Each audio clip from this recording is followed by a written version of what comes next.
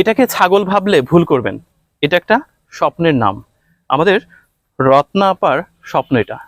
মানব কল্যাণ সংঘের এক ব্যতিক্রমী আয়োজন দেখলাম। দেখেন, ছোট্ট প্রচেষ্টা, বৃহৎ স্বপ্ন। এইটা একদিন বৃহৎ হবে এবং এই একটা থেকে অনেকগুলো হবে। আমার কাছে এই উপহারটা সত্যি খুব মিনিংফুল মনে হয়েছে। অনেকেই চাউল, ডাউল, কাপড় এই সমস্ত ত্রাণ হিসেবে দেয়, সেটা খুব ক্ষণস্থায়ী। আমার কাছে মনে হয়েছে যে এটা একটা সাস্টেইনেবল ডেভেলপমেন্টের পথ।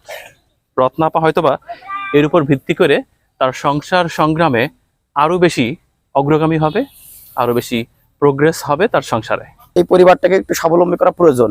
সেই কারণে আমরা আমাদের মানব কল্যাণ সংঘের পক্ষ থেকে স্বাবলম্বী প্রজেক্টের আওতায় ছোট্ট উপহার হিসেবে একটি ছাগল নিয়ে এসেছি। আসলে এটা একটা ছাগলই নয়, এটা এই পরিবারের জন্য একটা স্বপ্ন বাস্তবায়ন, একটা সিঁড়ি। আমি মনে করি একটা বীজ আমরা বপন করে দিয়ে যাচ্ছে। এই পরিবার যদি এই ছাগলটিকে যদি সুন্দরভাবে পরিচর্যা করতে পারে, তা আশা করি এই ছাগল থেকে এই পরিবার একদিন গরু ক্রয় করতে পারবে এবং পরিবারটা স্বাবলম্বী হবে। আমার ছাগলটা পেয়ে খুব খুশি লাগতেছে যে আমি এই ছাগল দিয়ে মনে করেন যে সামনে একটা আমি এগিয়ে যেতে চাই। এখানে এসে আমার অনেক ভালো লাগছে, কারণ একটা অন্যরকম অনুভূতি। কারণ আমরা যে একটা ছাগল দিচ্ছি, এখানে ছাগল দিয়ে এখান থেকে একটা পরিবার স্বাবলম্বী হচ্ছে, এটা থেকে আমার খুব ভালো লাগছে।